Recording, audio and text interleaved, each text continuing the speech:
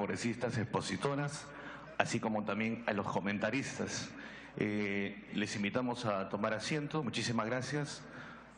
Vamos a instalar la última mesa motivo de este simposio, donde vamos a escuchar a los representantes del Ministerio de Vivienda y también del Ministerio de Agricultura, para luego concluir con la participación del congresista César Villanueva, quien va a hacer las propuestas y conclusiones después de haber observado, escuchado las dos mesas anteriores. Los invitamos. Gracias también, congresista Aramayo, a la congresista Marisol Espinosa, la teniente alcalde de Lima, al alcalde de Breña y a los señores expositores Julio Mantilla y Carlos Vázquez.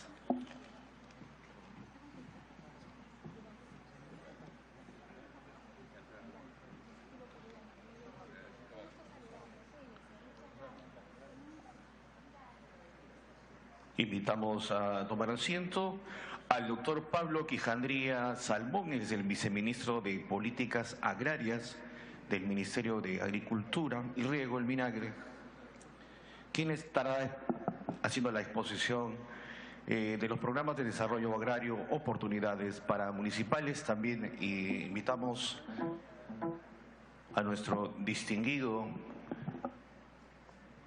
ingeniero Óscar Pastor Paredes, director de Saneamiento del Ministerio de Vivienda, Construcción.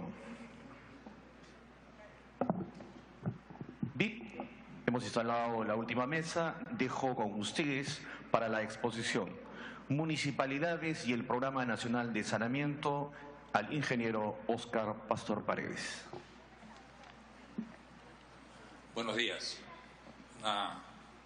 Un agradecimiento especial por habernos invitado a este simposio de descentralización en el Congreso de la República. Y quiero empezar haciéndole llegar el saludo del ingeniero Elmer Trujillo, ministro de Vivienda, quien de manera permanente en sus discursos integra el concepto de descentralización y cómo es que podemos llegar desde el Ministerio con mayor eficiencia hacia todo el país. Quiero hacer una precisión antes de comentar la presentación, o más que nada un pequeño recuento. El Estado o el gobierno, el gobierno tiene la obligación de entregar servicios e infraestructura pública a todos los peruanos. A eso lo conocemos como cobertura. Es decir, tiene la obligación de darle a todos los peruanos servicios y dárselo con calidad. Entonces tiene dos compromisos, cobertura y calidad, y ambos necesitan ser sostenibles en el tiempo. Y para que esto sea posible, el Estado se organiza de alguna manera para cumplir este fin y a través de esta organización sigue normas y reglas que dictan las diferentes instancias, siendo la más importante el Congreso de la República. Quiero empezar mostrándoles cuál es la normatividad reciente que el Ministerio viene trabajando para poder asignar de mejor manera los recursos para lograr un compromiso que es público y notorio y en el cual en el sector nos sentimos muy comprometidos. El sector se ha comprometido en lograr coberturas universales en agua de saneamiento y tratamientos de aguas residuales para todos los peruanos. Es una meta bastante ambiciosa. En los siguientes días el Ministerio va a publicar las políticas de saneamiento, de agua potable y saneamiento, en el cual se van a desglosar esta propuesta de coberturas universales. Para lograr coberturas universales se requiere saber hacia dónde tenemos que dirigir los recursos y cuántos deben ser nuestros recursos.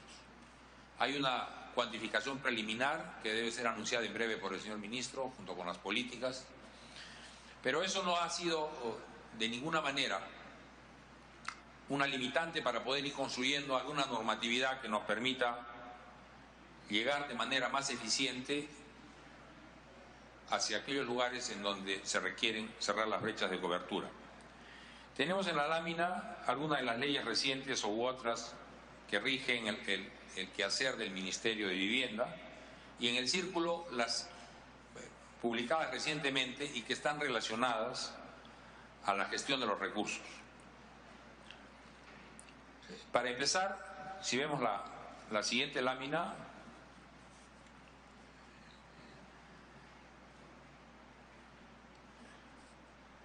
había una anterior.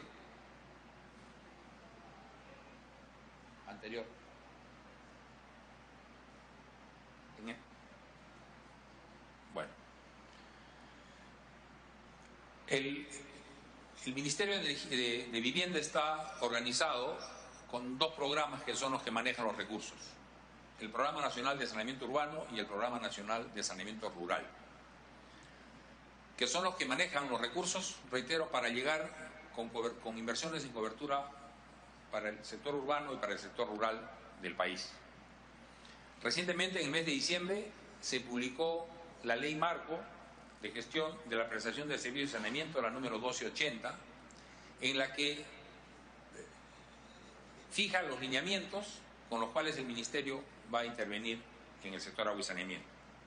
Complementario a ello, hay dos normas específicamente relacionadas al tema de inversiones que orientan también la participación del Ministerio. Una de ellas es una resolución ministerial de número 008, en el que aprueba el mecanismo para asignación de recursos para proyectos de inversión en agua y saneamiento.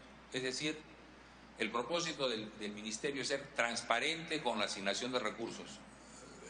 En las siguientes láminas les voy a mostrar cuál es el compromiso que se asumió en ese aspecto. Y luego viene una ley de número 30533, que es la ley que le autoriza al Ministerio intervenir bajo la modalidad de núcleos ejecutores, y esto con el propósito de llegar a las zonas rurales del país con mayor eficiencia.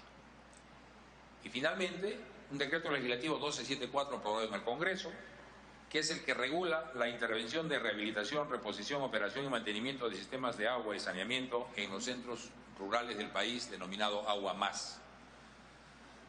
Podríamos complementar ello con las normas que hay para financiamiento, sea por obras, por inversión, o sea por la participación privada en cualquier modalidad que la ley establece. Y entonces estamos frente a un arreglo institucional, legal, que le permite al Ministerio, primero, asignar de manera racional y transparente los recursos a todos los sectores del país, intervenir con núcleos ejecutores para llegar a las zonas más alejadas, y además, junto con el MIDIS, poder hacer inversiones directas en rehabilitación de sistemas rurales. Comentaré brevemente lo que es la Ley Marco de la Gestión en la Prestación de Servicios de Saneamiento, que es la Ley 1280. Esta ley declara de necesidad pública y de preferente interés nacional la gestión y prestación de los servicios de saneamiento, porque el compromiso del sector es llegar con coberturas al 100% y dar servicios de calidad. Para esto tiene establecidos algunos propósitos. La primera es fortalecer a los prestadores. El Perú tiene 24 regiones, pero tiene 50 prestadores.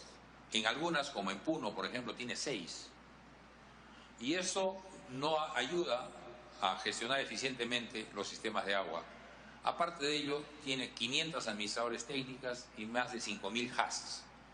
Entonces estamos frente a una atomización en la gestión del servicio de saneamiento. Lo que busca y promueve la ley es la integración de prestadores a nivel provincial, interprovincial, regional, macrorregional, ya sea porque las empresas se fusionen o porque se convenga llevar procesos u operaciones de manera integrada. La ley también refiere de que es necesario que se valore adecuadamente el servicio de agua y que sea el servicio uno de los componentes importantes en el financiamiento de las inversiones. Hasta ahora, el Perú ha visto invertir más de 4.000 o 3.800 millones de soles anuales en saneamiento, y los resultados siguen siendo cuestionables. No llegamos a los objetivos. Y eso tiene que ver mucho con lo que hemos escuchado los señores alcaldes y congresistas en esta reunión. La calidad de los proyectos, la forma en que se llevan las licitaciones, la supervisión, la calidad de las empresas que ejecutan las obras. Es decir, hay un sinfín de cosas que nos hacen llegar a la conclusión de que algo hay que cambiar, y en eso está el Ministerio de Vivienda. A la SUNAS se le ha dado no solamente se le ha ratificado la función de regular a estas 50 empresas públicas, sino se le está encargando la responsabilidad de regular todo el país. Y a partir de que se le asignen estas funciones, la SUNAS tendrá que desplegar sus esfuerzos para supervisar el país y no solamente estas 50 empresas reguladas. Hay una institución creada recientemente que es la OTAS, que es un organismo técnico del Ministerio de Vivienda y que en la ley se le asigna como responsabilidad promover y fortalecer la gestión de las empresas bajo dos escenarios. Una, en la que se tenga que intervenir por un régimen de administración temporal cuando operativo financieramente las empresas tengan debilidad, y la otra es que aquellas que no tengan esta calificación también puedan recibir la atención del Estado y no generar un incentivo perverso de decir solamente vamos a atender a las que están mal y las que están bien que sigan caminando como pueden. Entonces, esta ley fija las funciones de SUNAS, las funciones de OTAS, las funciones del ente regulador y los operadores, y delimita claramente las funciones con la expectativa de que los operadores sean realmente eficientes.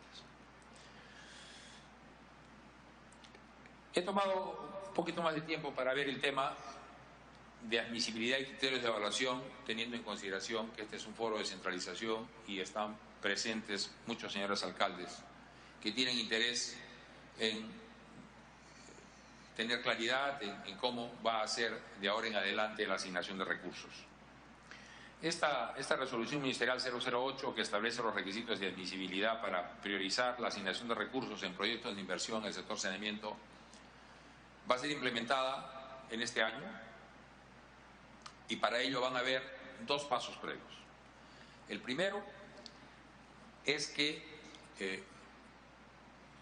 se va a poner en la página web una convocatoria con los recursos asignados para inversiones en agua y saneamiento. Y a esos recursos podrán postular los gobiernos subnacionales. La siguiente, por favor. Los gobiernos subnacionales, empresas prestadoras, gobiernos locales, provinciales. Es decir, todos aquellos que tengan relación con el sector pueden postular a esos recursos. Para ello hay requisitos de admisibilidad. Primero veremos los que no forman parte de este paquete de asignación. Es decir, aquellos proyectos que sean de reinicio o continuidad no van a estar incluidos en este procedimiento. Aquellos proyectos que estén orientados a fortalecimiento de empresas prestadoras tampoco van a formar, mucho menos el financiamiento para las empresas que estén en el régimen de apoyo temporal. Pues veamos quiénes sí van a estar admitidos como requisito de admisibilidad, que son aquellos proyectos nuevos, ¿no? Aquellos proyectos que presenten las empresas públicas de saneamiento, que tengan plan maestro optimizado aprobado y con tarifas implementadas. Es decir, vamos a obligar a que las empresas cumplan con la norma, cumplan con la ley. El Estado se reserva un 30% para inversiones estratégicas a través del Ministerio de Vivienda. ¿Y cuáles van a ser los criterios que va a seguir el sector vivienda en función a esta resolución para asignar presupuesto? El primero es priorizar aquellos proyectos que cierren brechas de cobertura urbana y rural en aquellos lugares en donde haya alta pobreza, ¿no? Y va a haber también una prioridad de estos recursos a aquellos gobiernos locales y regionales que no reciban canon. Como particularidad en esta parte, los proyectos que no logren, o sea, si no se logra cubrir el total de presupuesto destinado, este saldo va a ser redistribuido entre aquellos proyectos que sí están considerados en la lista. Vamos a ver más adelante que hay unos criterios de asignación de puntaje para calificar estos proyectos. La resolución señala que estos criterios de puntos van a ser tomados o evaluados los expedientes, y aquellos que tengan más de 60 puntos podrán ser recién evaluados técnicamente. Es decir, primero en el proceso hay un proceso de admisión y aquellos proyectos que sean admitidos recién van a ser evaluados. Con eso el Ministerio lo que busca es mayor velocidad para poder atender estos requerimientos. ¿Qué priorizan estos criterios? La inclusión social, es decir, aquellos distritos que tengan mayores niveles de pobreza y mayor población atendida van a tener mayor prioridad. Aquellos proyectos que resuelvan cierre de brechas o problemas de calidad, como les comenté al principio, ¿no? Aquellos proyectos que sean operados por prestadores reconocidos por el Ministerio, ¿no? Y que tengan además programas de inversión multianual. Van a también ser priorizados aquellos proyectos que presenten cofinanciamiento o aquellas localidades que no hayan recibido financiamiento en los 2 últimos años. ¿Cuál es el propósito de esta parte de la norma? Ser eficientes en el recurso y buscar el cierre veloz de brechas de agua y saneamiento. Hay también una serie de requisitos que se cumplen para el ámbito urbano y rural, y el que ya reconocido por todos es que el expediente que se presente debe estar vigente, ¿no? Y aquí sí hay un candado fuerte para evitar que se continúen desmembrando y no se atomice el sistema de gestión de agua. Hay 50 empresas para 25 regiones, y entonces aquellos proyectos que tengan como justificación desmembrarse una empresa no van a ser considerados, ¿no? Y sí se va a exigir también de que haya un orden en la inversión, porque tradicionalmente se ha observado en las inversiones sectoriales que los proyectos no responden a un orden adecuado. O sea, pueden hacerse reservorios con capacidad excesiva o subdimensionarlos, pueden empezar haciendo obras de ampliación de cobertura cuando no se tiene garantizada la fuente o el tratamiento, o cuando no hay sistemas de recolección, se están incentivando líneas de gran dimensión. Es decir, lo que se busca es tener un plan de inversiones multianual que permita cerrar las brechas de manera ordenada. ¿Cuáles van a ser los proyectos que van a tener mayor prioridad dentro de este contexto? Aquellos que sean presentados por operadores que se fusionen o por localidades que se integren a un prestador. Las formas de integración seguramente serán definidas en el reglamento que debe ser prepublicado, el reglamento de la ley marco que debe ser prepublicado las primeras semanas de marzo y seguramente entraría en vigencia las primeras semanas de abril. Para incentivar la generación de proyectos que garanticen la calidad del servicio, se va a también bonificar aquellos proyectos que prioricen actividades operativas como la micromedición o aquellos proyectos que hagan más eficiente la empresa bajando la relación de trabajo, ¿no? O aquellos proyectos que cumplan las metas que les permita a las empresas incrementar sus tarifas. No voy a entrar al detalle, pero las siguientes láminas ustedes pueden encontrarlas en esta resolución de admisibilidad de criterios de evaluación, que es la 008 publicada este año, y ahí están, hay unas tablas en donde se puede verificar de manera transparente cuáles son y cómo van a ser evaluados estos proyectos. Finalmente, déjenme comentarle, pasa 2 láminas por favor, la ley que autoriza al Ministerio de Vivienda, Construcción y Saneamiento a realizar inversiones a través de núcleos ejecutores. Esta es una ley que tiene la particularidad de permitirle al Ministerio de Vivienda actuar por oferta, es decir, el Ministerio va a priorizar aquellas zonas en donde se haga necesario invertir para cerrar brechas de cobertura a través de esta modalidad de núcleos ejecutores. Y la siguiente lámina muestra el decreto legislativo 1274, también aprobado recientemente, en la que se regula la ejecución de las intervenciones de rehabilitación, mejoramiento y mantenimiento de sistemas de agua en el sistema rural bajo la intervención de núcleos ejecutores con responsabilidad del MIDIS. Esta es una decisión que tomó el Ministerio hace unas semanas atrás para permitir que el MIDIS, con su capacidad instalada, pueda llegar con mayor velocidad a la zona rural y rehabilitar, mejorar y ampliar aquellos sistemas de saneamiento que permitan dar mayor servicio a las localidades rurales.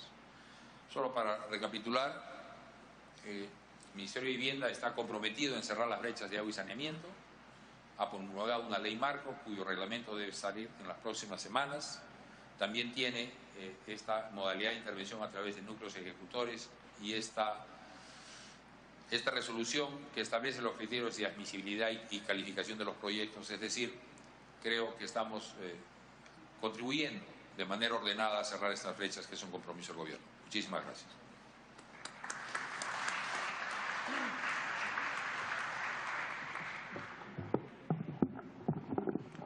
Señor, damos la bienvenida al congresista César Villanueva, vicepresidente de la Comisión de Descentralización, Regionalización, Gobiernos Locales y Modernización de la Gestión del Estado del Congreso de la República. Vamos a recibirlo con fuertes aplausos al congresista César Villanueva. Bien, la última exposición. Programas de desarrollo agrario, oportunidades para municipalidades. Dejamos en el uso de la palabra al doctor Pablo Quijandría Salmón, viceministro de Políticas Agrarias del Ministerio de Agricultura y Riego. Congresista Villanueva, señores congresistas, señor representante del Ministerio de Vivienda, participantes, en primer lugar de parte del ministro de Agricultura, José Manuel le da su agradecimiento por darnos la oportunidad de hacer esta presentación en un tema particularmente importante para el Ministerio de Agricultura. Los que estamos en el quehacer agrario y de desarrollo rural sabemos que sin la participación de los gobiernos regionales y municipales no se puede hacer desarrollo agrario. Cuando se realiza la separación del Estado en los gobiernos regionales, el Ministerio de Agricultura, que hacía política, hacía toda la parte normativa y hacía la ejecución directa de esas actividades, esto termina en el momento que las atribuciones de la ejecución en el campo, la ejecución en el terreno de las actividades, corresponde a los gobiernos regionales y a los gobiernos locales. Ha pasado un periodo largo en el cual hemos tenido una situación bastante heterogénea. Han habido lugares en los cuales los acuerdos de trabajo entre el Ministerio y los gobiernos regionales ha sido fluido, se ha hecho bien, otros regular y otros mal. Esta situación no puede seguir porque el desarrollo agrícola corresponde a todo el país y se está haciendo un esfuerzo por el lado del Ministerio de Agricultura a mantener una relación y un trabajo homogéneo en todas las regiones y en lo posible con cobertura de todas las municipalidades. Adelante, por favor. La siguiente. El marco estratégico para el desarrollo agrario está basado en el principio 1, el agro somos todos, y el segundo principio, agro próspero.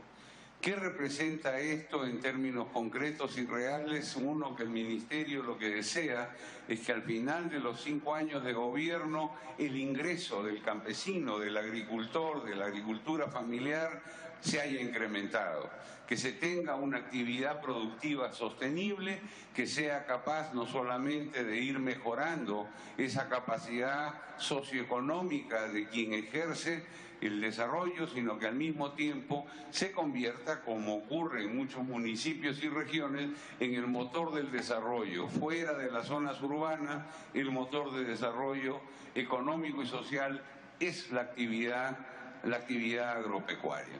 Siguiente, por favor.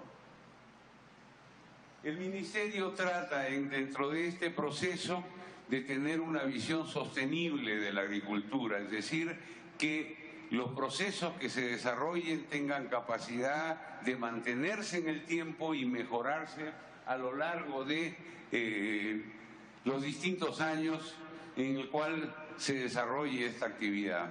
Para lo cual hay 2 aspectos y 2 sectores que interesan al Ministerio. El primero es el de agricultura familiar, que es el de la pequeña agricultura y que corresponde casi al 90% de la agricultura peruana. Y el segundo, por razones de carácter económico, corresponden a lo que es el sector agroexportador. Las metas que se han puesto es de incrementar en un 50 a 60% los ingresos de la agricultura familiar y duplicar la cantidad de 5.000 a 10.000 millones de soles la capacidad de generación de ingresos por exportaciones del sector agroexportador. La siguiente, por favor.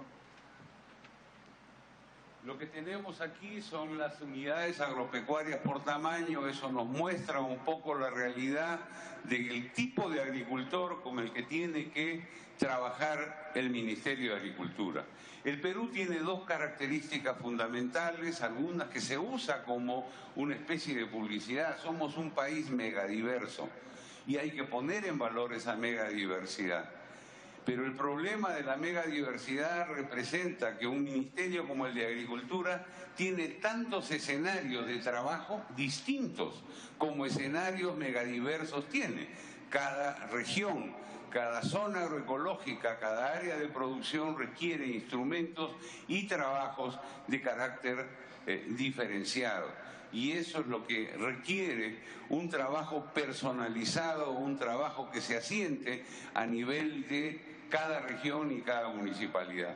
El otro tema con el cual lucha la agricultura es la minifundización de la propiedad, en la cual, en lugar de tener concentrados 4 o 5 productores con una extensión que permita un trabajo de carácter más barato, más eficiente, de poder coberturar un número de áreas grandes, lo que tenemos es una producción atomizada en la cual el costo de la relación ministerio-persona, ministerio-región es alto.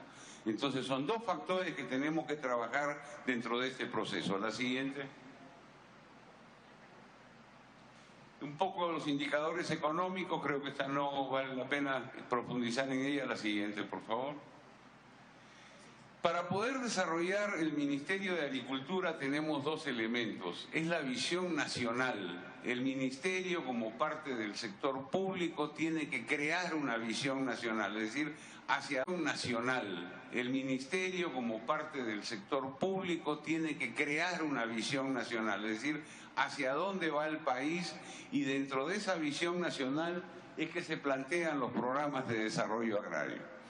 Estos programas que vamos a ver, al listarlos a continuación, tienen que bajar a tierra, tienen que ponerse en contacto con la realidad de cada región e irse ajustando a lo que cada municipio, cada provincial, municipios de dimensiones diferentes tengan como realidad, y esa es la tarea que nos hemos impuesto ahora.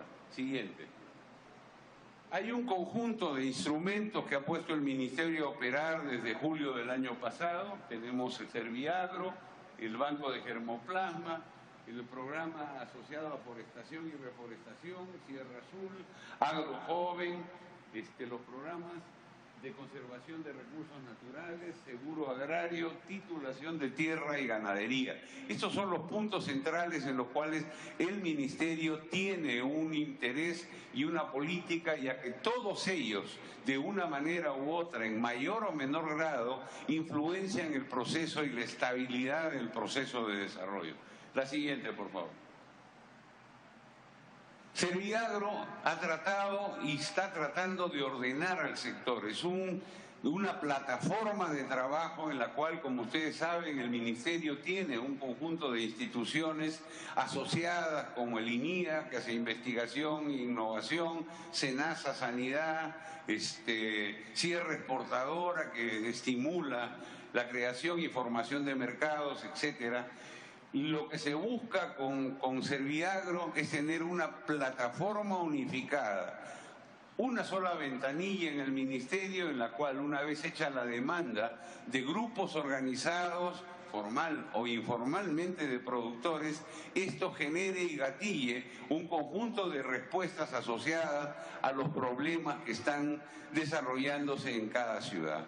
Lo que se busca en esto, y en cada sitio lo que se está buscando, es que uno tenga un mecanismo de respuesta de parte de los servicios públicos a la problemática que viene desarrollando el productor en su proceso de desarrollo agropecuario. El siguiente, por favor.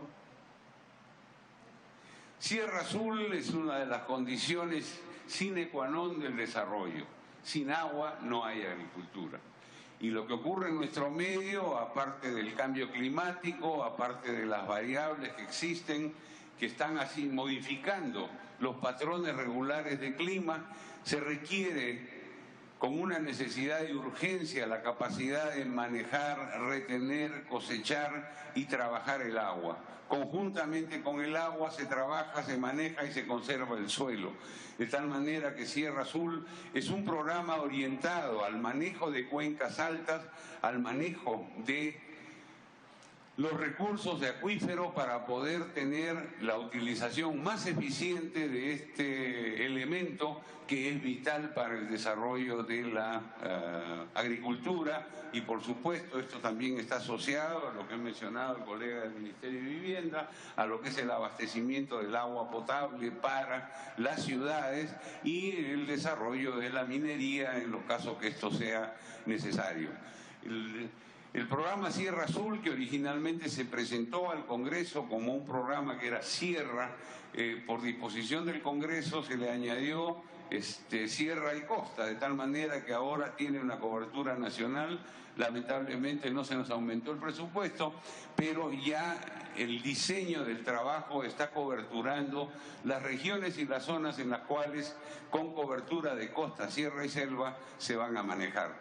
Esto representa un trabajo de 5 años sucesivos, partiendo de las cuencas más importantes de cada región, y esto involucra no solamente al gobierno regional, sino a los gobiernos municipales que están en el ámbito de dichas cuencas. Esto representa el trabajo articulado entre municipios y regiones, que a veces cuesta, y ustedes habrán visto por las cuestiones y las noticias cómo se tiene que negociar entre regiones para poder tener planes conjuntos de agua, planes conjuntos de manejo de suelo, y afortunadamente es algo que ya viene desarrollándose y esperamos que tome mucha fuerza en los próximos años. La siguiente, por favor. El Banco de Germoplasma es una propuesta que, como ustedes saben, lo que busca es capitalizar con la agrobiodiversidad que tiene el Perú. El Perú ha sido el centro de domesticación y aparición de un conjunto de especies, lo que se llaman ahora los superalimentos, los superfoods, que está haciendo publicidad el Ministerio de Comercio Exterior y Turismo. En realidad son un conjunto de productos generados por nuestros ancestros y que en este momento la custodia, la responsabilidad de la custodia y del manejo posterior de esos productos protegidos por patentes, protegidos contra la piratería internacional, la tiene el Ministerio. Y esta es una de las líneas que viene operando, y se debe de crear un Banco Nacional de Germoplasma que supere las 7.000 entradas que tiene el actual banco y que permita conservar este recurso genético para generaciones posteriores y manejo del mejoramiento genético de plantas y animales que se va a desarrollar a lo largo de los años. Siguiente, por favor. Programa de semillas mejoradas es algo que se deriva directamente del Banco de Germoplasma. De ese Banco de Germoplasma se trabaja un conjunto de semillas. En particular, la preocupación ahora es semillas adaptadas a las condiciones del cambio climático a lo que estamos sufriendo ahora.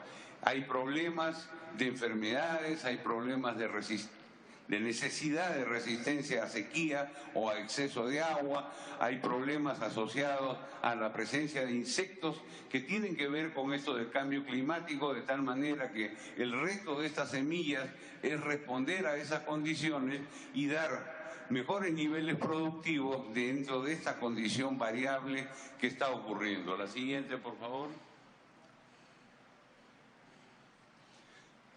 Esto no necesita justificación, necesitamos forestar y reforestar. Es una necesidad nacional, no solamente por el tema de medio ambiente y cambio climático, sino porque nos permite, además de cosechar el agua, tener una actividad en la cual el Perú ha mantenido una particularidad de tener a pesar de tener una cantidad de bosques muy grandes, un ingreso de la actividad forestal muy pequeña. Y cuando hablamos de forestal, no estamos hablando solamente de la selva, estamos hablando de los bosques secos de costa, estamos hablando de la posibilidad de manejo de plantaciones en la sierra, de forestación en las partes altas de la cordillera y, por supuesto, el manejo y trabajo con lo que es actividad forestal en la selva del Perú. Siguiente.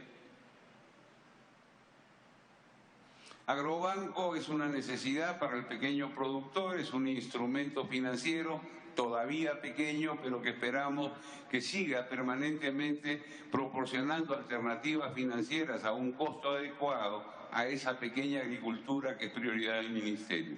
La siguiente, por favor. Seguro agrario. El incremento de la variabilidad climática hace de una necesidad urgente que tengamos seguro agrario. El Ministerio tiene un seguro agrario catastrófico, pero es basado en el criterio de dónde están los pobres y dónde están las zonas vulnerables, de tal manera que cobertura 10-15% de los agricultores peruanos y nada más. Pero el seguro debería ser algo permanente, debe ser algo cultural, en el cual todo agricultor que empiece una actividad por 400, 500 soles debería asegurar su cosecha. Y más ahora que tenemos todas estas variables climáticas que hacen que una campaña que se inicia se interrumpa o se pierda, se haga una segunda campaña con menos ingresos. El Ministerio está creando una dirección general, está trabajando con la cooperación alemana para establecer un programa de seguro, no solamente el seguro catastrófico, sino establecer un seguro personal individual de los agricultores. En ese sentido les cuento que el Perú está el último en la cola de América Latina, Chile, Colombia, México, todos tienen, Argentina, sistemas de seguros agrarios. Nosotros tenemos el seguro más pequeñito y el de menor cobertura en términos de usuarios. La idea, y esto se trabaja con el sector privado, es que si se aumenta el número de clientes, el costo unitario de la póliza baja. Es como cuando uno compra un seguro de carro y le dicen, bueno, te voy a hacer el seguro grupal. Y al hacer seguro grupal el costo unitario baja. Es exactamente lo mismo y venimos trabajando con la cooperación para que nos permita, con el mínimo de infraestructura pública y con el máximo de relación con las empresas privadas, hacer un sistema que permita un seguro de bajo costo pero de cobertura global para los productores. Siguiente, por favor. Finalmente, el involucramiento de la gente joven en la agricultura nacional. En toda América Latina, y Perú no escapa, si hacemos el censo del agricultor típico peruano, es un agricultor viejo, más entre 55 y 60 años de promedio. En muchos casos los hijos se han ido y están en otros lugares haciendo otras actividades, y lo que hay que hacer a través de la rentabilidad del agro, a través de actividades más económicamente rentables, volver a reencantar la juventud a que el agro lo retome como actores fundamentales del proceso de desarrollo. Hay información, el doctor que fue presidente del Banco Central ha hecho un conjunto de estudios indicando que las zonas rurales se están dinamizando. Todavía la evidencia no es dura, pero esperamos que esa dinamización permite atraer. Lo que está haciendo el Ministerio es llevar a jóvenes estudiantes, tanto aquellos que están en los últimos años, para que miren la realidad del campo, que no sean agrónomos, veterinarios o tecnistas urbanos, que sea gente que esté relacionada, que conozca directamente la problemática del campo. Tenemos al mismo tiempo un programa de contratación de jóvenes recién graduados para que puedan trabajar en el área rural. Y finalmente los programas de tesistas, jóvenes que puedan hacer tesis. La idea que tiene el Ministerio con Serviagro es poder crear unidades privadas de extensionistas que den servicio de asistencia técnica a los productores, que se conviertan en pequeños negocios y que estos jóvenes nuevamente estén reviviendo la vitalidad y la capacidad que existe en el campo. Siguiente, por favor. Y por último, el programa de alta prioridad del Ministerio es titulación de tierras. El Catastro Nacional ha pasado por un conjunto de avatares y de dificultades. En algún momento estaba con los colegas de Vivienda, después lo pasaron al Ministerio de Agricultura. Afortunadamente, con un préstamo del Banco Interamericano de Desarrollo, ahora hay unidad que está trabajando y que tiene prioridad en titular comunidades campesinas y comunidades nativas de selva, prioridad número 1, y después pequeños agricultores situados en los alrededores de esta comunidad. La seguridad legal de la propiedad es un factor importantísimo para la mejora en la inversión que se hace en la producción agropecuaria y esperamos completar en los próximos 5 años los procesos de titulación. Siguiente. Todos estos programas solo se pueden realizar si estamos articulados con los gobiernos regionales. El Ministerio de Agricultura no tiene la capacidad de salir solo a todas las regiones, a todos los municipios, a realizar este conjunto de actividades. El 7 y el 8 de diciembre del año pasado, en Chaclacayo, se trajeron a los 25 directores regionales de las oficinas de agricultura, de las DRA, a los planificadores, a los especialistas en presupuesto, y todo este grupo de gente trabajó con las unidades del Ministerio de Agricultura que manejan estos programas. Durante 2 días se estuvo discutiendo cómo articular el trabajo, cómo hacemos para que no dependa de la voluntad de un buen presidente regional, de un alcalde dinámico, que existen y hacen trabajo, pero no solamente dependamos de que haya esas personas, dependamos de que esto sea un trabajo rutinario, que permanentemente la interacción del sector agricultura con la región y con el municipio sea una forma de trabajo de carácter permanente. De tal manera que a partir de ese punto el Ministerio viene trabajando un conjunto de medidas. Por ejemplo, con los gobiernos regionales se han priorizado cuáles son los cultivos de importancia regional. En cada región se han seleccionado 6 cultivos. ¿Cuántas crianzas? 3 crianzas por región. ¿Cuáles son las áreas asociadas a forestación y recuperación de suelos? Ya ese es un acuerdo de trabajo. Y el siguiente paso que se ha tomado, que se concreta el 18 de este mes, es el tema de presupuesto. El Ministerio tiene su presupuesto, las OPAs, organismos como el INIA, SENASA, Sierra Exportadora, Agrorural, tienen sus presupuestos. Por primera vez, cada región tiene un presupuesto integrado por el presupuesto de la región más el presupuesto del Ministerio. El Ministerio, como saben, no es un ministerio que tenga muchos recursos, sin embargo, haciendo ajustes, está fortaleciendo y en este momento va a apoyar a las regiones con la contratación de profesionales que permitan fortalecer la capacidad humana de planificación y ejecución que ocurre en cada región. El Ministerio de Agricultura va a financiar 2 proyectos seleccionados por las regiones.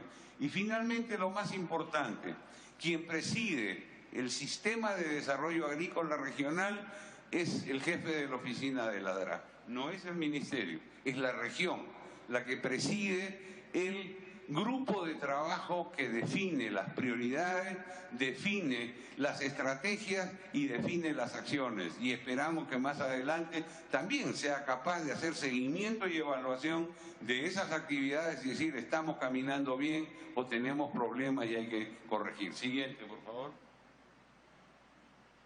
Hay un proceso de interacción y de planificación permanente entre lo que es el sector central y las regiones. Y esperamos en este sentido, las regiones, como bien sabe el congresista que ha sido presidente, no están en la abundancia de plata tampoco.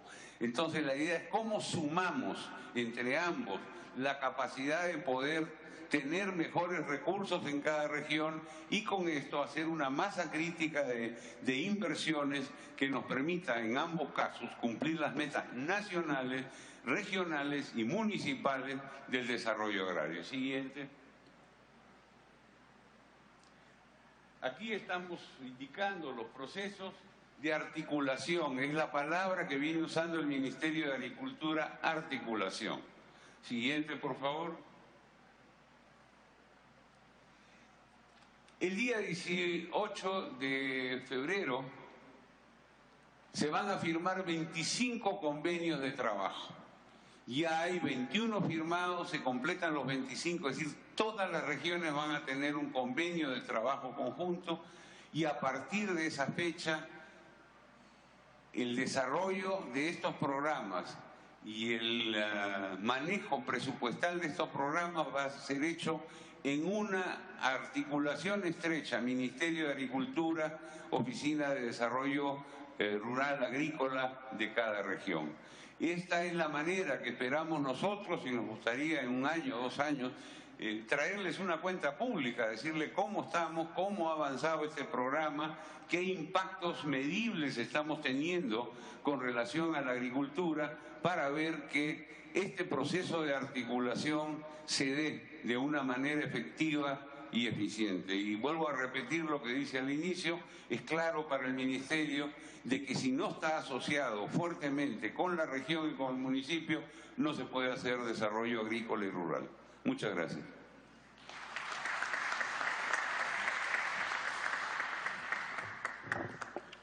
Gracias también por la exposición al doctor Pablo Quijandría, viceministro de Políticas Agrarias del Ministerio de Agricultura y Riego. Antes de la última participación, les pedimos a nuestros ilustres invitados de todo el Perú que están aquí con nosotros, nos puedan acompañar en una foto con los señores expositores para perennizar de esta manera este instante importante, motivo de este simposio.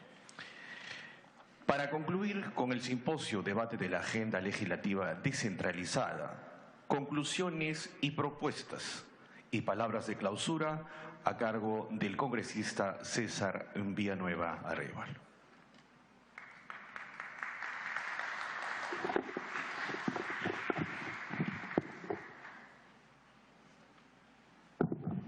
Muchas gracias, muy buenas tardes.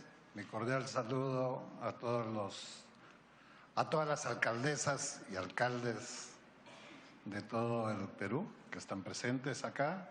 Un saludo especial para el doctor Quijandría, viceministro de Agricultura, y también obviamente para el ingeniero Óscar Pastor, director nacional de Saneamiento. Muchas gracias por su presencia. Y a ver, quisiera empezar señalando de que tanto la congresista Marisol Espinosa y Alejandra Aramayo han hecho un recorrido, una parte histórica de la descentralización y otra la visión, entiendo, de nuestra congresista Alejandra, presidenta de la Comisión de Descentralización, sobre una visión de una nueva municipalidad o una nueva descentralización, etcétera. En esta parte lo que quiero señalar es que a 13 años ya en camino de la descentralización hemos avanzado en algunas cosas, pero no lo suficiente para llamarle todavía un sistema nacional de descentralización.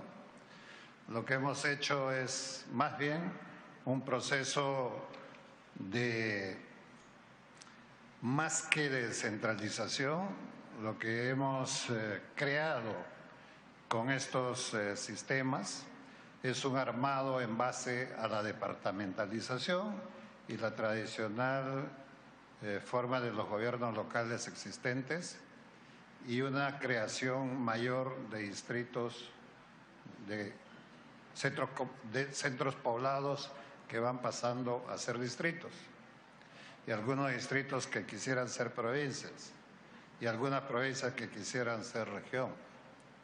Este proceso se da por una sencilla razón. No es que el centro poblado en sí mismo quiera y aspire a ser distrito como la solución de un conjunto de problemas, sino que hay que decirlo con la crudeza que sucede, es que en el Perú no hay una redistribución de los recursos acorde a las necesidades y con una medición diferente.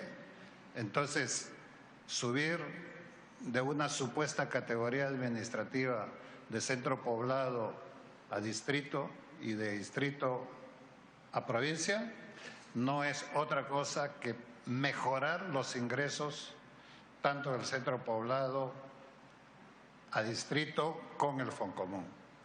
Pero el Foncomún sigue ahora exactamente desfasado en un criterio mucho más realista de distribución de los recursos nacionales. Entonces, por esa razón, hay una presión muy grande de la formación de más distritos o más provincias en algunos casos. Pero el fondo del tema son los recursos del Estado. Porque hay gobierno, hay centros poblados que se manejan con 500 soles y a veces menos de 500 soles. ¿Qué puede hacer un representante con esos recursos?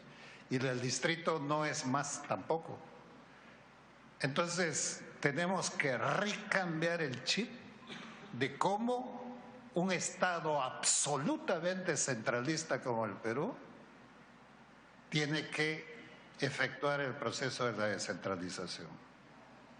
La descentralización que hemos tenido es una descentralización más centrada en un tema administrativo y burocrático. Administrativo porque la torta central la sigue definiendo el MEF en un concepto que parecerá duro, pero es la realidad en este país, que primero se presupuesta y después se planifica. Lo que quiero decir es, tenemos la torta del presupuesto anual, sobre eso se decide y sobre esa asignación el ministerio, no solamente los gobiernos regionales, locales, el ministerio tiene que definir y ajustar sus políticas de acción. Cuando debiera ser al revés, primero planificar y después presupuestar. Ese es el tema central.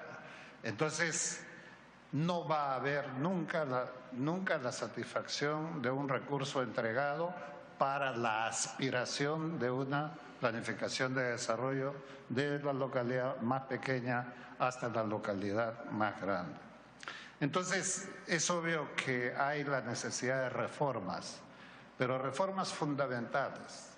Reforma que signifique que ni el distrito, ni la provincia, ni la región tienen el DNI para ser autoridades descentralizadas. Porque mientras tú tengas que depender absolutamente de la distribución presupuestal del Ministerio de Economía y Finanzas, no tienes una opción de planificar con tranquilidad tus programas, tu plan de gobierno de los 4 años. No lo tienes. No lo puedes hacer. Lo puedes soñar, lo puedes plantear, sí, pero no lo puedes decidir, porque no tiene los recursos. Mientras en un país la descentralización no tenga recursos predecibles, tendrás que depender eternamente de un sistema centralizado. Y recursos predecibles significa fondos propios. Y en un esquema centralista como el que tenemos es bien difícil. Probablemente los gobiernos locales y municipales tienen un poco más de pizca de tener recursos propios, a través, obviamente, de los arbitrios que puede cobrar. Pero esos arbitrios que puede cobrar, aprovechando que está el Ministerio de Vivienda, y se lo diré con el mayor cariño y el mayor respeto, por cierto, no puede seguirse centralizando ciertas decisiones fundamentales. Por ejemplo, el tema del impuesto predial. El tema del impuesto predial, las municipalidades lo cobran. Pero quien calcula el impuesto predial no es la municipalidad, es el Ministerio de Vivienda. Y el Ministerio de Vivienda, por genial y eficiente que sea, desde Lima no puede decir el valor que tiene ahora una calle que antes era un terral o era muy rústico, frente a lo que la municipalidad como alcalde ha invertido para que tenga agua, para que tenga luz o para que tenga pistas y para que tenga veredas. Es distinto. Entonces, hay 20, 30 años que sigue pagando el mismo impuesto predial de lo que fue. Y entonces, una de las principales razones de que los municipios no tengan todos los recursos es esta mezcla entre las facultades centralistas y las facultades descentralistas. En buena cuenta, en solo este esquema, que yo podría decirles 50 rápidamente, pero por razones a que ustedes están 3 horas acá, tengo que ser muy concreto en los ejemplos. Es que la municipalidad actúa como el receptor de este impuesto predial, pero el Ministerio de Vivienda actúa como el que define más o menos el valor del impuesto predial. Y entonces, perdemos plata como Estado, perdemos plata como municipalidad, porque lo que estamos haciendo es perder la inversión que debiera darle más valor a la propiedad y, por lo tanto, al impuesto predial.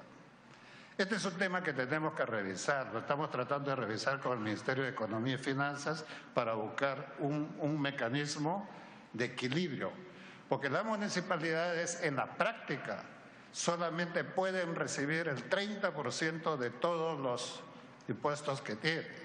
Y no lo puede hacer más porque no tiene un plan urbano, no tiene un plan urbano. Desarrollar todo eso requiere inversión, pero esa inversión es una inversión que hay que hacerla al final porque le puede dar mejor gerencia a la ciudad. El cobro que se hace mediante una municipalidad es más difícil, se puede establecer un convenio con la SUNAT, hay diferentes formas de hacerlo. Pero yo necesito hacer crecer, sin hacer crecer más impuestos, sino manejando mejor mis impuestos, necesito crecer un poco más en los ingresos propios que tengo que tener, porque si no tenemos una muy poca capacidad de negociación. Eso solamente como un pequeño ejemplo, y hay otras cosas que podemos generar. Pero todo eso, el evento se llama descentralización fiscal. Tenemos que, como gobiernos locales, gobiernos regionales, hacer el mayor esfuerzo para entrar a una verdadera descentralización fiscal. Si no, seremos gobiernos locales que toda la vida vas a depender absolutamente de un eje central, de un mecanismo central. Y eso no es un país moderno, esa no es una municipalidad moderna. Hoy día, mis queridos colegas alcaldes, el Perú hace los mejores esfuerzos desde el Ejecutivo y desde el Congreso apoyaremos con la mayor potencia posible el esfuerzo de ingresar a la OECD, la OCDE, que es el organismo, voy a resumirlo, de los países modelos, de los países de buen gobierno, de los países que están avanzando mucho más. Y uno de los elementos centrales que te recomienda la OCDE para que tú puedas ingresar a este organismo es el tema de la descentralización. No hay país que se resista a seguir con una visión absolutamente centralista. Eso es propio de una dictadura económica, de una dictadura mental, por no decir de una dictadura política. Si queremos una democracia, es la construcción de estas fuerzas, pero las fuerzas no es que yo les dé capacidades o no les dé o les dé responsabilidades administrativas. Necesitamos juntos crecer en una visión más gerencial de la ciudad, de la región y del país. Y entonces muy bien ha dicho el doctor Quijandría, no se puede desarrollar más si no hay una alianza estratégica entre los gobiernos locales, los gobiernos regionales, y eso tiene que ver mucho con un programa que es de la más alta prioridad y que seguramente ustedes hoy día lo han tratado con el mayor interés. ¿Cuál es la más grande prioridad de este país? Agua y saneamiento. Si no tenemos agua y saneamiento, no somos un país que podemos decir tenemos mejores condiciones de vida. Y entonces, este tema del agua y saneamiento no es un tema solamente de vivienda. Es un tema que, siendo vivienda el sector que tiene que ver las políticas en relación al tema del agua y saneamiento, sin embargo, la producción del agua está asociado a otros sectores que tiene que ver agricultura, que tiene que ver el Ministerio del Medio Ambiente, que tiene que ver un conjunto de otras cosas. Entonces, implica que ya no podemos pensar solamente en políticas sectoriales, sino políticas más horizontales, como bien se ha dicho. Y tenemos que utilizar una palabra que ha sido en este país, parece que Satanás, parece que el diablo, porque no se le ha utilizado como se debió utilizar, tanto que es del más sentido común, la planificación. No hemos planificado, no planificamos.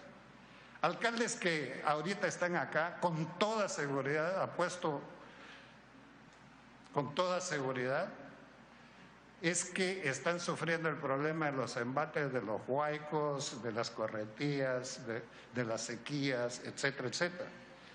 Eso tiene que ver con un conjunto de temas que no es parte de nuestra cultura cuando debiera de serla en educación, que es el entender el cambio climático en la que nosotros estamos y el entender la planificación. Si ustedes hacen un recorrido mental muy rápido, van a encontrar que en las mismas cuencas donde se ha llevado los huaicos, las casas y todas esas cosas, es que todos los años hemos invertido ahí mismo. Ahí mismo hemos invertido. Tanto en emergencia como en reconstrucción, ahí mismo hemos invertido. No somos capaces de planificar una cosa distinta. En el Perú nos da miedo innovar, crear, cambiar las cosas. Y eso entonces tiene que ser parte de una planificación, no solamente de prevención, sino de desarrollo. Entonces, cuando empecemos a mirar estos elementos centrales, la OCDE nos exige estas cosas: planificar, descentralizar. Y la descentralización no es crear más entes o pedazos de espacios políticos desarticulados, sino tenemos que articularlos cada vez más. Podemos gobernar las 24 regiones en apenas 4 o 5 grandes macroregiones. pero no queremos hacerlo porque decimos no, pero es que la capital de esa macrorregión tiene que ser mi capital, la capital de su departamento. Todas las capitales en este país son de las más hermosas, yo no conozco una capital fea, es súper lindas. Esas deben conservarse y deben ser más lindas.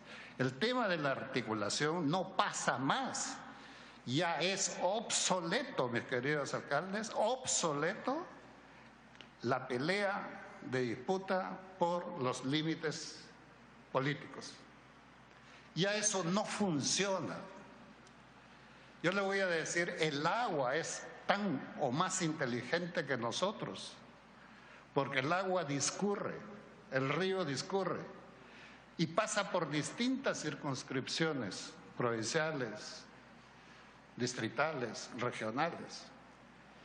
Y ese río no lo podemos cortar en el pedazo donde dice aquí empieza Arequipa y aquí empieza Cusco y por lo tanto vamos a separar y vamos a buscar la propiedad. No funciona. Nos hemos pasado 12 años en una disputa entre Arequipa y Cusco por la disputa del Majes, por Dios. Y hemos hecho que 12 años tengamos abandonado la posibilidad de producir más de 30.000 hectáreas de cultivo para este país. Eso es lo que construye una pobreza de una visión que cada día es más fraccionada. Y quiero decirles, puede que mis palabras no les gusten a los alcaldes, pero es la verdad. Cuanto más distritos y provincias seguimos creando, ese mismo presupuesto se va estirando como un chicle hasta que se rompe. ¿Y saben por qué? Porque también tenemos un país que no ha sabido diversificar su economía.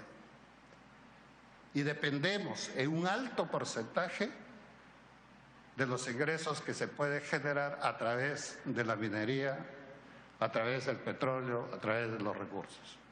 Cuando este país es 10 veces más potente para diversificarlo en industria, en agricultura, en agroindustrias, podemos. Lo que pasa es que, uno, investigación, doctor Quejandría debe saberlo muy bien.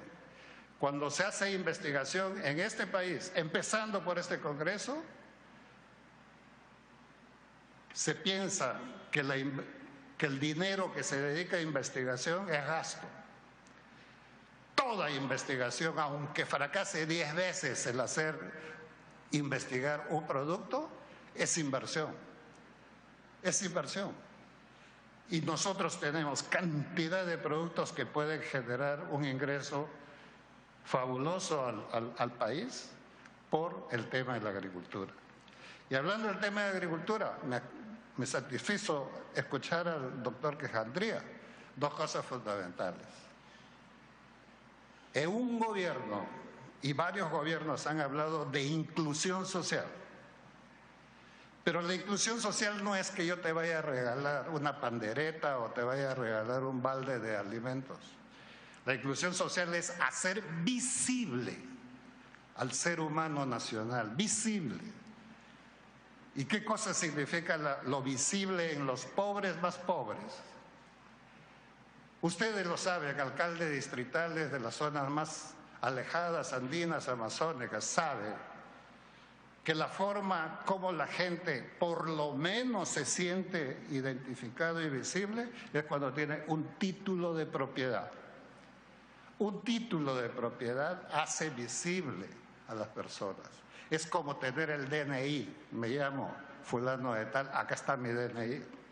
Y esa persona, su propiedad es su título, su razón de ser. Y ese título genera una suerte de confianza, de pertenencia al lugar, de pertenencia al área rural, al área urbana, lo que sea. Pero otra vez este país se equivoca, porque el tema de titulación, con cierta excepción, es gasto. porque es planilla, se tiene que contratar a los topógrafos que vayan a hacer la titulación, la medición, y es gastos corrientes. Es una locura. Yo le dije al ministro Alfredo Torde que es una locura, porque lo que hace un título es primero darme la seguridad de mi propiedad. La segunda cosa es un título que me permite transar, es decir, negociar, vender, alquilar y regalar si me da la gana, pero con título. Entonces tenemos más de 2 millones de pequeños agricultores de 1 a 5 hectáreas que no todos tienen el título. Y como no tienen el título, son invisibles a la realidad económica, excepto cuando nos mandan sus productos. Porque esos 2 millones de pequeños agricultores son los que alimentan al país. La mediana y la gran agricultura exportan.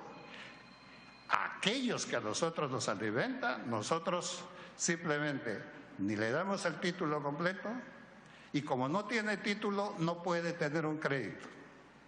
Pues no hay nada que lo avale. Y como no tiene crédito, no puede aspirar a tener tecnología, porque la tecnología cuesta. Y dijo bien, doctor Pablo Quijatria, seguro. El seguro que tenemos ahora en el Perú es el seguro de emergencia. Pero no podemos entender hasta ahora que el seguro debe ser parte integrante de un paquete de desarrollo en este país. Nosotros vamos a presentar una propuesta legislativa. Estamos coordinando con el Ministerio de Agricultura para confluir en la misma dirección. Y eso es absolutamente posible hacer, que la agricultura no tenga que esperar las emergencias para tener un pequeño apoyo, sino la seguridad para crecer mucho más. Mis queridos amigos, podríamos hablar muchas cosas más. El tema de la reforestación. El tema de reforestación tiene que ser parte integrante de esos requisitos que ustedes tienen para una buena calificación en los municipios. Y aumentar por ese lado también el tema del FOCOMún. El país gasta más cuando hay más desforestación y va a ahorrar más cuando haya reforestación, pero una reforestación ordenada, una reforestación dirigida, una reforestación técnica.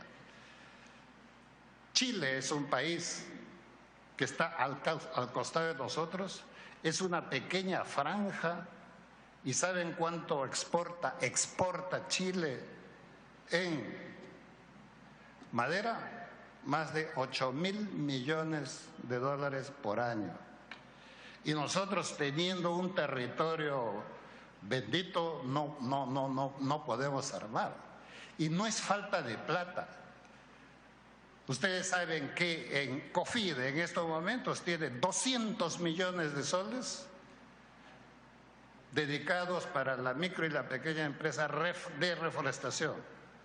Y de esos 200 millones de soles que se dio en el gobierno anterior y sigue vigente acá, solamente se han invertido 23 millones de soles. ¿Por qué? Porque no hay información, no hay conocimiento de eso para el uso, o lo han utilizado solamente 2 empresarios en este Perú.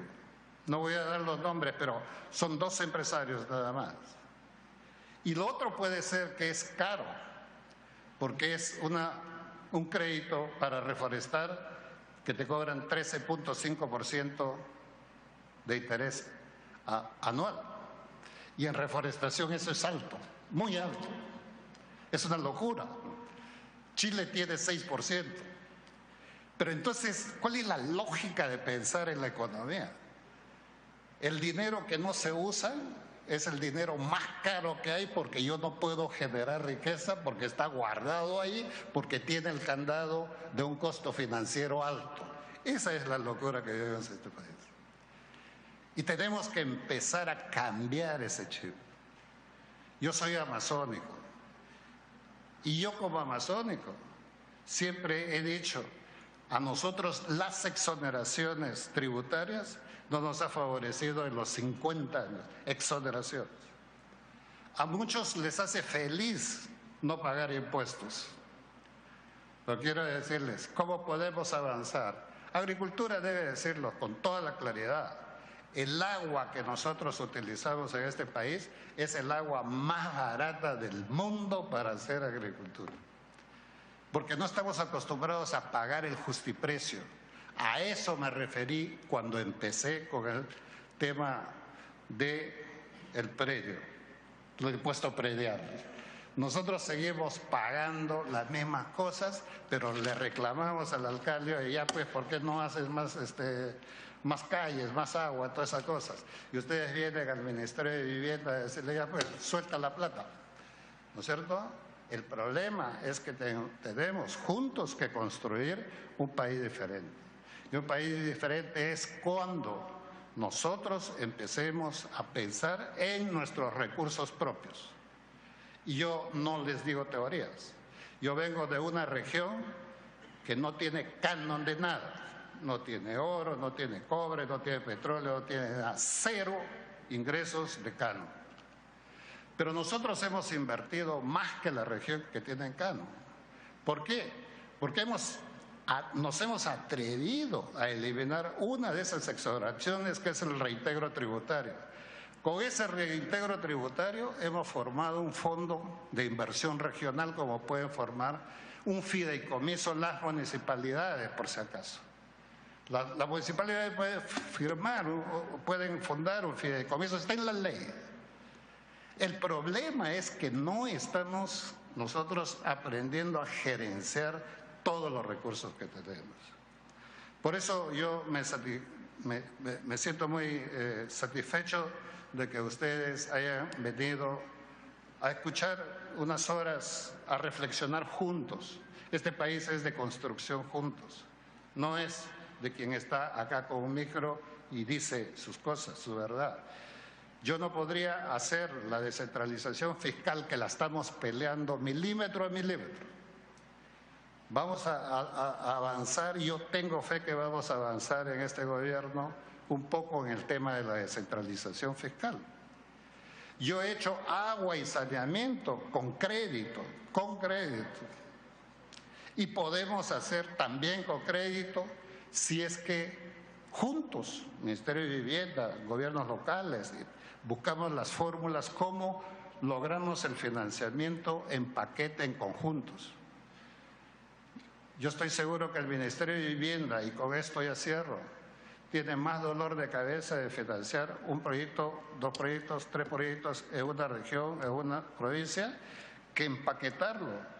Podríamos empaquetar las cosas y hacer, pero eso significa también cómo manejamos el tema de las EPS, cómo articulamos, cómo hacemos que sean realmente eficientes, como para poder hacer que la población aporte con el servicio de agua, una parte del financiamiento, la otra parte el Estado, la otra parte podemos ver diferentes mecanismos, pero el agua que no se tiene, mis queridos colegas alcaldes, es el agua más cara que puede haber, porque si no hay agua, usted tendrá que traer en bidones, en baldes, de donde sea, y al final le sale más caro. Entonces tenemos que enfrentar de una manera diferente con el Ministerio de Vivienda. No venirle a pedir solamente dame este proyecto, sino sentar al ministro, a su director de saneamiento acá. Vamos a plantear un esquema diferente de financiamiento y que se marque dentro de la ley. Por eso es que yo les estoy diciendo, vamos a pelear descentralización fiscal, pero ustedes tienen que ayudarnos. Ustedes tienen que ayudarnos a mirar que un gobierno local no es el secretario del Estado central para hacer las cosas, sino es también un socio estratégico importante. Y mientras nosotros no nos destetemos de ese centralismo, el camino siempre va a ser que estemos en reuniones pidiendo y pidiendo. Yo los quiero felicitar porque sé que ustedes son alcaldes de una visión nueva y una visión progresista.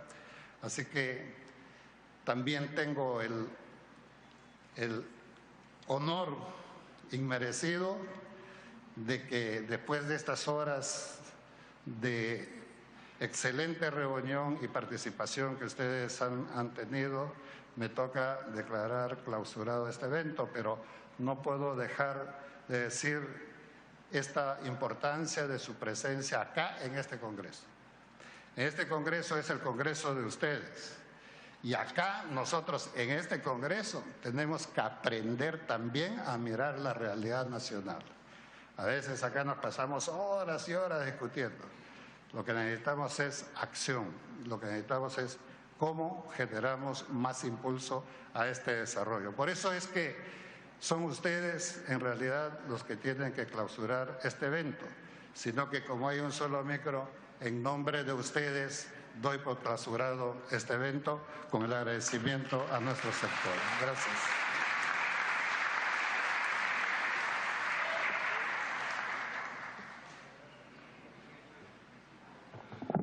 Bien, invitamos a todos los asistentes a acercarse, por favor, a la mesa de honor.